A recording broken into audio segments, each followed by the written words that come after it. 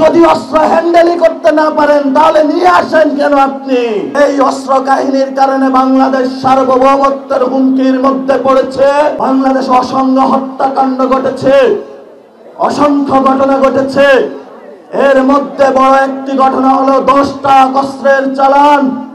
যদি অস্ত্র হ্যান্ডেলই করতে না পারেন তাহলে নিয়ে আসেন কেন আপনি?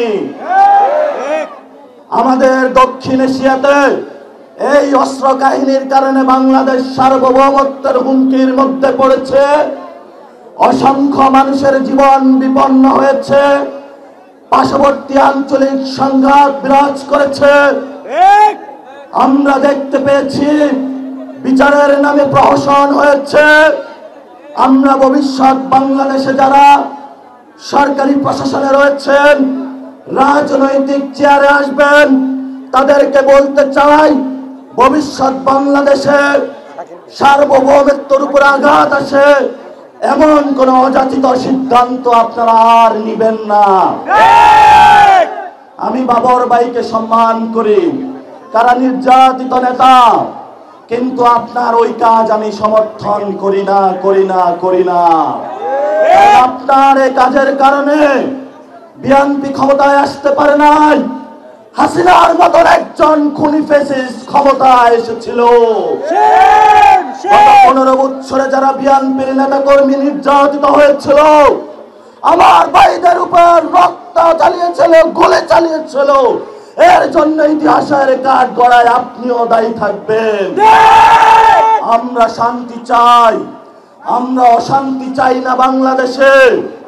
বাংলাদেশে যদি কোনো ব্যবস্থা নেওয়া হয় সেই ব্যবস্থা সঠিক নিয়মে নিতে হবে।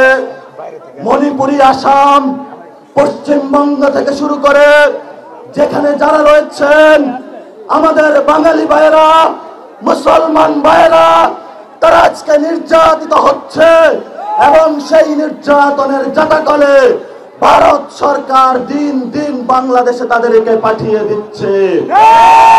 এই সংঘাতের পিছনে আপনি দায়ী।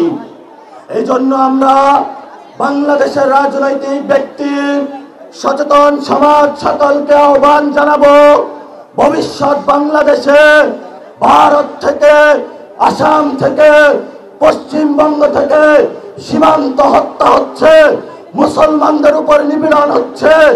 বাংলাদেশি বলে, বাঙালি বলে যাদেরকে প্রতিনিয়ত বাংলাদেশে ঠেলে দেওয়া হচ্ছে, ইউনুস সরকারকে বলে আপনি দ্রুত প্রতিবাদ করুন, ইন্টারন্যাশনাল এরিয়ায় উঠুন।